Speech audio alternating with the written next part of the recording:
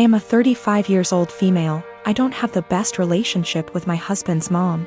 Since day one she tried to make remarks and compare me to her. She then tried to get on my good side and started overly praising everything I do and sometimes even copying me, like that one time when she dyed her hair purple just like mine, and when everyone pointed out how ridiculous she looked. She actually blamed me and accused me of trying to make a joke out of her. So, anyways, my husband and I took 2 weeks off work to go visit some places out of the country, tourism in other words. Thing is, I was the one who saved up for and arranged for the trip. My husband was responsible for booking the tickets. My husband's mom wanted to come along and threw temper tantrums when I said no. She called, texted, sent people to talk to me into letting her come. Even threatened to call the police and make some complaint up to get us to stay if she can't come. My husband said we should just take her, but I told him he was wrong to tell her about the trip in the first place. He gave me an ultimatum. Said he wouldn't go if she can't come, and I told him I'd gladly call his bluff, which made him take his words back and say, fine. I will tell her to stop it because we won't take her. Things got quieter, suspiciously quieter. The day of the trip came and we got to the airport at 2 p.m. My husband was walking ahead of me and was looking left and right like he was looking for someone. I asked him, but he didn't respond. He led me to the waiting area, and first thing I saw was his mom standing there with her luggage. I froze in my spot. I felt a cold wave washing over me and I was fuming inside. She and my husband were hugging. That's when I quietly turned around and started walking towards the exit. My husband followed me while shouting at me to stop. He tried to stop me, but I told him off the harshest way possible. He tried to say I was overreacting and that his mom was there anyway and I should let it go and not mess the trip up for us. I told him he and his mom could still go and that I was going home. I went home and sobbed into my dog's fur for several minutes. Turned out he booked her a ticket without me knowing. An hour later he came home yelling and raging about how pathetic and spiteful I was to walk out and go home and ruin the trip last minute. I told him he caused this to happen. He said that I was being so hard on his mom, it's ridiculous. I refused to fight anymore, but he kept on berating me, then called my family to tell them that the trip was cancelled, and that it was because of me. My family said that I shouldn't have ruined it for myself and should have sucked it up and done my best to enjoy. My boyfriend and I have been together about a year, and when our city implemented lockdown for the virus, he decided to quarantine with me at my apartment as I live alone and have a nicer apartment, and he has several roommates. Mostly it has been going well, and thankfully we both still have jobs. Except in the first few weeks I started noticing that the bathroom floor was suddenly always wet around the toilet. The sink is across the room from the toilet, so it's unlikely to be from the sink. At first I thought it might be water, but soon realized that it was definitely pee. I asked boyfriend about it nicely, and he apologized and said sometimes he has bad aim. I asked him to try a little harder and he said sure. The floor continued to be frequently spattered with piss. And a few weeks later I confronted him about it again because I think it's pretty gross to step in his pee several times a week. And it seems like an easy thing to fix. If he misses the toilet, I think the very least he could do is make sure to wipe it up with toilet paper or a Clorox wipe. The cleaning supplies even live in a cabinet directly over the toilet. He said sure, sorry, he would try to remember to do that. Another week has passed, and while maybe he's doing this sometimes, I've continued to step in splatters of his pee and wipe it off the floor and clean the floor several times a week.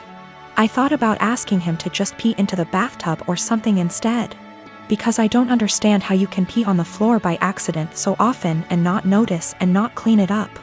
Last night I got up to use the bathroom in the middle of the night and absolutely stepped in piss for the 12,312,301,298th time.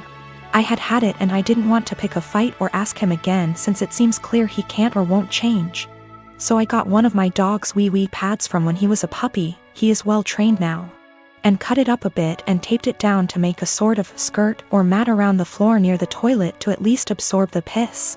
Boyfriend saw this morning and is furious with me, saying that I'm calling him a dog, comparing him to an animal, etc. Honestly, I was not thinking that at all. I just was trying to be resourceful and solve the problem for myself since I don't like piss on my bathroom floor, and don't like stepping in it. I didn't feel like arguing about it anymore. and putting a material specifically meant to absorb pee around the area he keeps peeing on by accident seemed like a practical solution. I have looked up career possibilities as a moving military girlfriend, maybe someday wife. My boyfriend really wants me to go with him, but I don't know if it's the best thing for me, career-wise. Currently, I'm in school, going for my bachelor's degree. I only have 2 years left, and after that, I plan on getting into law school. He's in the Air Force, stationed in Texas, which he's been here for about 3 years now. We have been together for 1.5. Knowing that he's going overseas, it's possible he'll be stationed in different countries for a few years. What's holding me back is my career. Law school isn't meant to be jumping around from country to country without knowing where you'll land permanently due to the bar exam.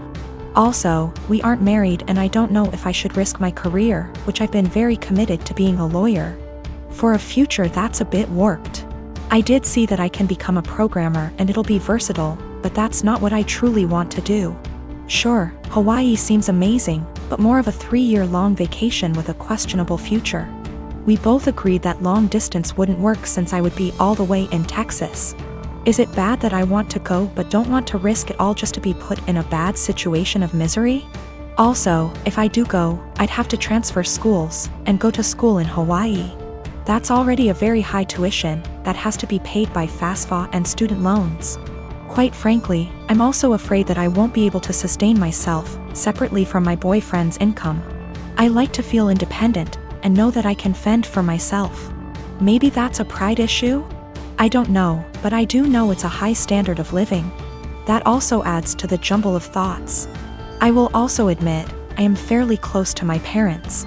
In my Hispanic household, we have always been very united. I currently work with them in their small business because it benefits the both of us. I can go to school with a flexible schedule and still make good income, and they have a stable employee. That's something my boyfriend never really knew growing up. He's a Kansas boy, from a small town, with parents who split up when he was little. I feel like he doesn't understand how hard it'll hit my parents and I, being far away for 3 years. It also bothers them a bit that I'm not married but willing to leave not knowing what'll happen in the relationship. About 5 years ago, my now estranged daughter, Edie, cheated on her boyfriend, Brad, and got together with a guy, Ken. He quickly started isolating her from family and my husband and I from her kids.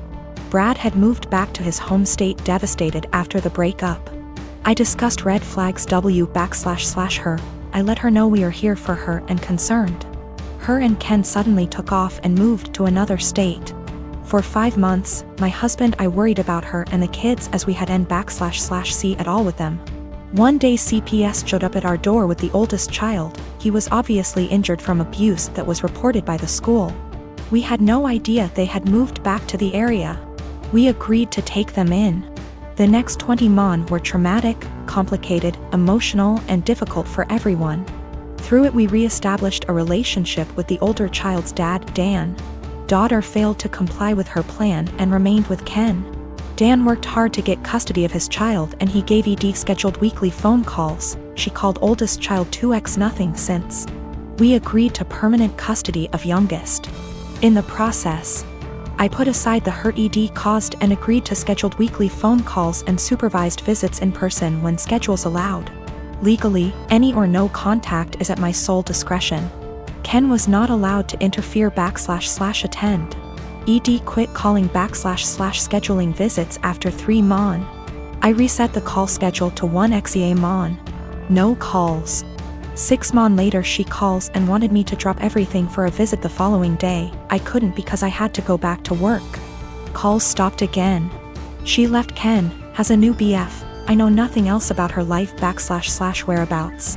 She started calling again about a year ago and I let her know that if she was consistent with her monthly scheduled calls, we would move towards weekly calls again. She called 2 months in a row, skipped a couple months, then called 2 more months in a row. Last one happened to be night before child's birthday.